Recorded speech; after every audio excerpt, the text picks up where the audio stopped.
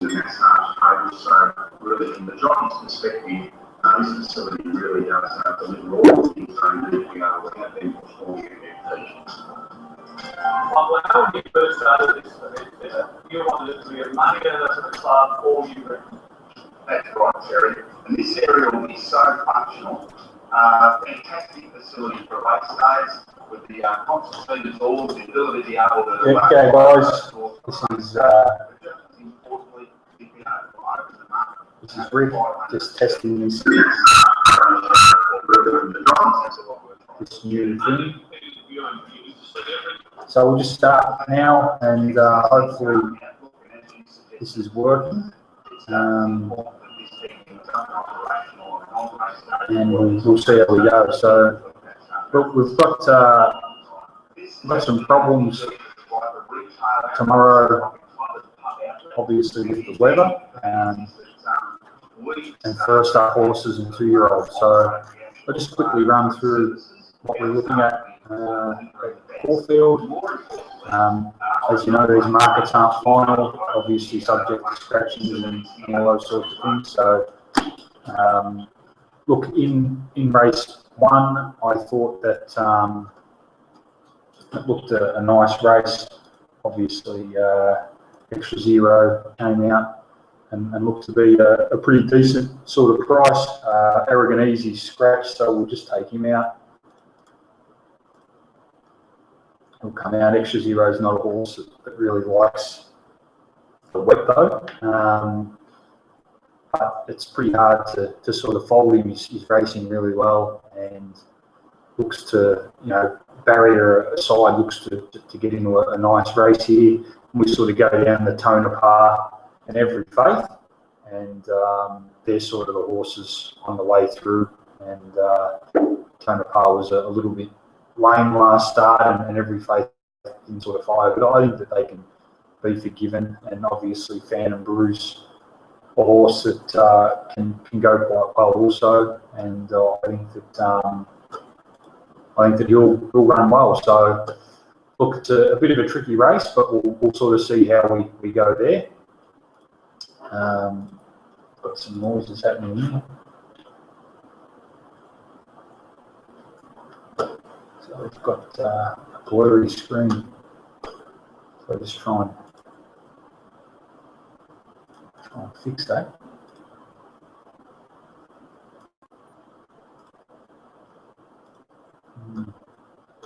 Can't really fix the screen. I think that if you don't watch it live, the screen's okay. So anyway, I'll just keep talking about the horses, and maybe if you want to just get out of this, and I'll let you know when it's finished. Or you can put up with the blurry screen, and if you have any questions, just shoot them through on the chat pad, the members ratings group chat. Race 2, look, it's a tricky race. We've got 1, 2, 3, 4, 5 horses first up, and that's not really ideal. Look, Fontaine Ruby's a horse that had a real close look at. I think it's a value runner here. It's got 60, but it flies fresh, and we know it likes the wet. But it's not really a race I'm really interested in betting in at all. If we go on to race 3, and here we've got the 2-year-olds, just sort of isolating the speed figures. Haven't really finished on this race yet, and there's still a little bit of work to do. 2-year-old races are hard, you know, half of them haven't really done a lot, half of them are first up, and half of them have had a couple of good runs. You know, generally the dominant 2-year-olds go quite well and continue winning, and looking at this, the dominant 2-year-old on the speed figures is Secret Agenda. That's the big price horse. So that's sort of the runner that I think will run well there.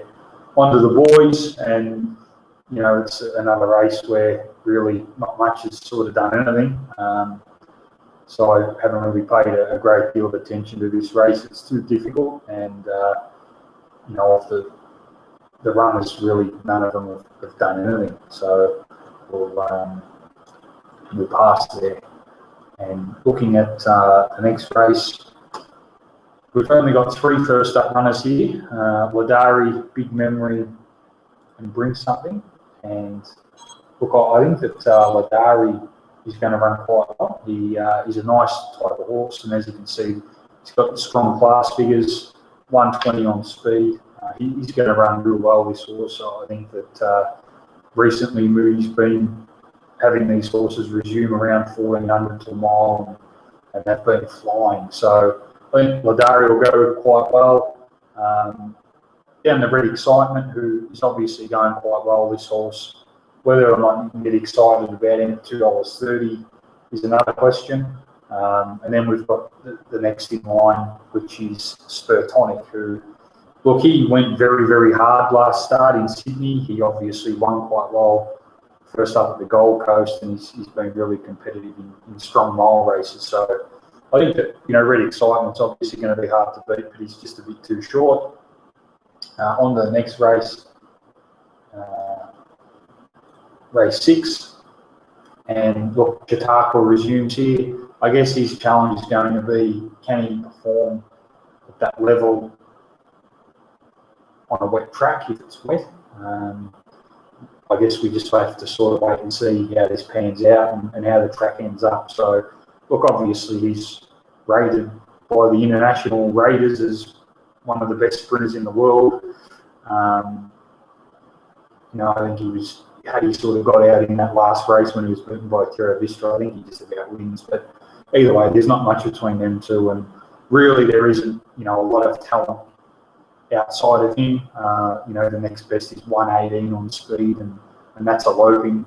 So sure, she's got a 5 kilo weight advantage if you're looking at the weights, but he's an 8-length better horse, so and 2 lengths faster on the speed figures. So I don't think that really that's going to be much of an issue. So it's just probably going to come down to how wet will dry is the track, but Chautauqua was clearly the one to beat. On to the next race, which is the race for the 3-year-olds. And look, this is a pretty nice little race. Bondiga just came out before he's out for the autumn. And we've got Hong Kong Captain that rates well with profit share. So there's sort of not a great deal between those two. We've got Sarajevo. He's down from Sydney, won pretty well first up. He has to overcome a wide gate and an out-of-form jockey, Chad Schofield, and Affirmation, who's a horse that we backed first up. He can really reel off a good section with this horse, and I think a soft track sort of won't be the problem for him if we have to start looking for soft trackers. So, look, I think the fit horses, will go quite well here. There isn't really a horse resuming with massive figures, and they're sort of more of a watch at this stage. On the race 8, and look, I'm sort of happy to forgive Dissident for his first up run. In hindsight, his figures weren't terrible, but he was beaten by Mourinho, and Mourinho goes around here. So I certainly think those two horses are going to be well in the race, but it's hard to go past Dissident. He did bleed last time, and it's a little bit of a query, but his form on soft tracks and around 1400 metres is really good, and I think that clearly they're going to be hard to beat.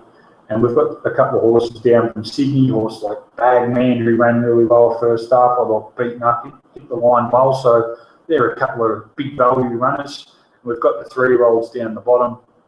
I've given them their bonus, but they still come up a little bit short. I think Java looks to be way unders, and Petrology the best of the 3-year-olds.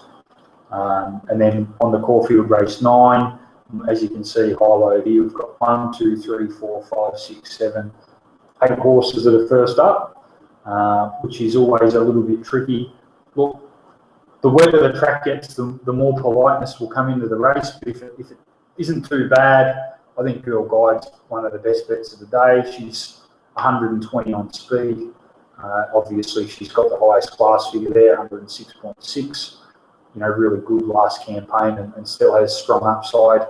And Tycoon Tara is a horse we've had a little bit to do with. I think that, I think with that run under her belt, she's going to go quite well. And Scarlet Bellows is one that we're just sort of a little bit against here. It really doesn't have a massive speed or class rating, but certainly it does have you know, a strong trainer in Darren Ware. So that's Caulfield, and now we're on to Randwick. We'll just try and zoom in for you on this one. Again, we're dealing with a soft track here, so there's a bit of rain about it. Apparently it was soft this morning from the information I've received. So any rain here on in and no sunshine can only mean that it will get worse. I was pretty keen on Spy Dakota.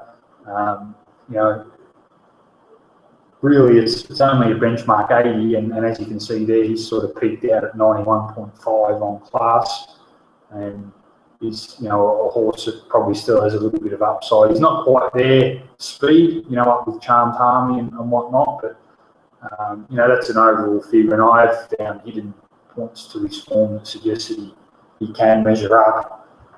So I think that he'll run quite well, and obviously Charmed Harmony and the other one, Field Marshal, I think will run quite well also. But look, I think Spy Dakota there is sort of the one that will be hardest to beat. He's the one on the way through.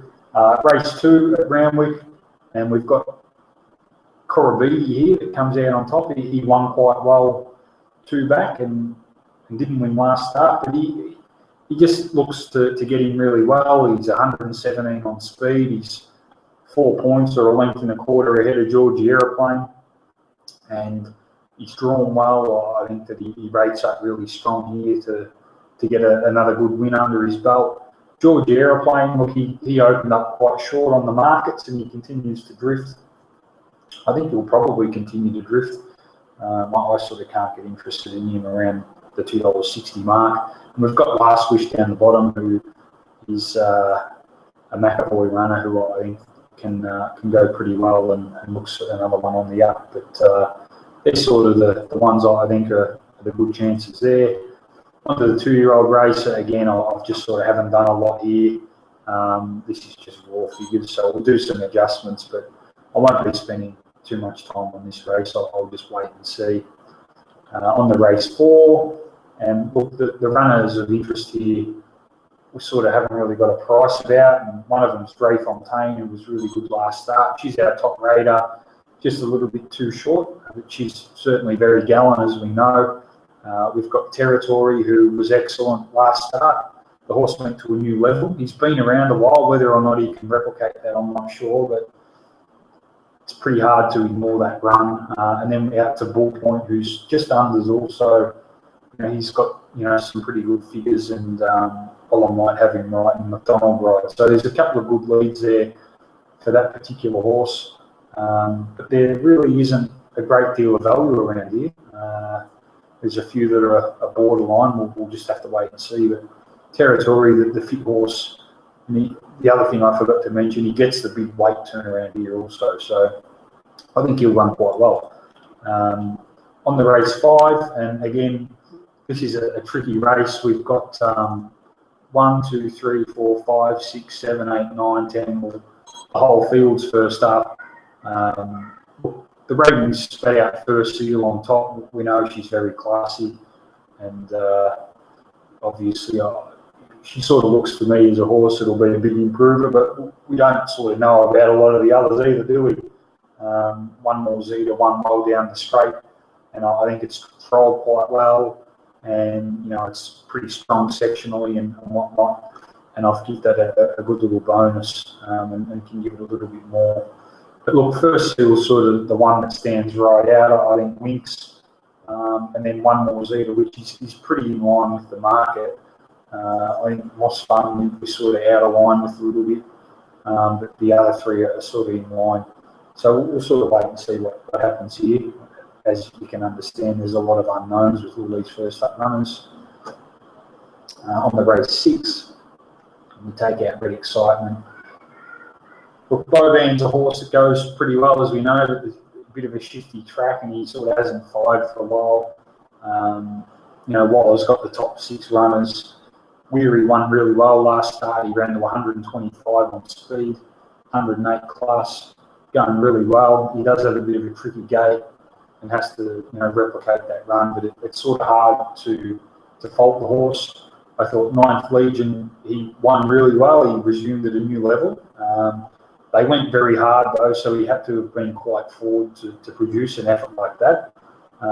Contributed as a horse that he went quite well in the spring, and I think that he'll go quite well. Obviously, O'Shea's improved his horses a length or two, so it'll be interesting to see what this horse can produce. And then we've got Silent Achiever, who, I've fallen for her a couple of times first up, last couple of campaigns, and I won't be doing that again. And Lucia Valentina, who is one that we sort of opposed a little bit in the spring as she got out over further. She's the one that breaks really well here, loves soft tracks. She's got a real big turn of foot, and Bowman on board, and I think she's sort of the way to go. So a lot will depend on this time by the weather and the pattern, but sort of getting down the middle at Randwick with the fence off on a wet track sort of day, sort of fits into what she's going to do, and Weary may be the other one that comes with that big run also. So I think that that's a nice little race because she looks good value. And then out to the next race, and look, Cosmic Endeavour, obviously a strong Group 1 winner in Queensland. She's a number 1 on class here. She's a little bit out of the handicap, but I'm not going to penalise her for that because I think she still does have good upside. But I do think she'll drift out from the 260. I've got her in the 3s, so I think we'll get into the 3s. Look, down sort of the middle, we've got Mahara resuming here. She may need a little bit further.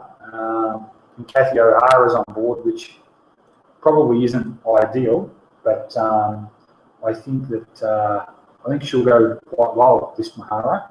Calming Influence is the other one. I've always thought there's a nice race for her one day, and she's got good fitness. I think that she can run good time.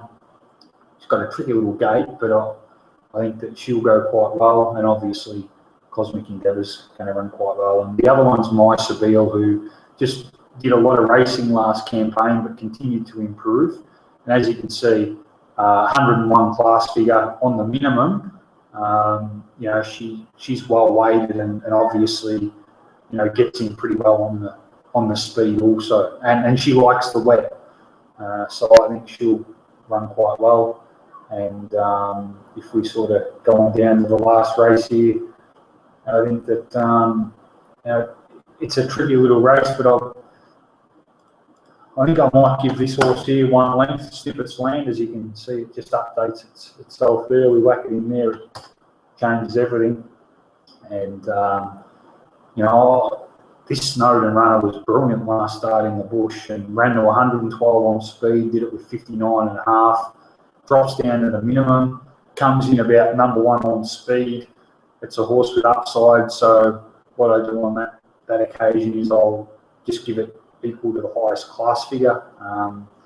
We've got Lorna May, who's going quite well, and Telepathic, who I've looked after. It hasn't really had a strong overall speed figure, but I might give it a little bit more tomorrow. Countryman's going well, and Cool Ring's going well also. And if you sort of go back 2 starts back, Snippets Land met Cool Ring, and it meets it a little bit better at the weights here, and it had better closing sectional. So it's a bit of an interesting race there. So look, I hope that once this buff is up online, you can see it properly without the fuzz. That's generally been what's happened in my testing with this, and we'll see how it goes. But I'll catch you guys back in the chat room, and thanks for listening. And yeah, I hope it comes out well when you rewatch this. And sorry if I've mumbled on, and thanks for joining and giving us a go.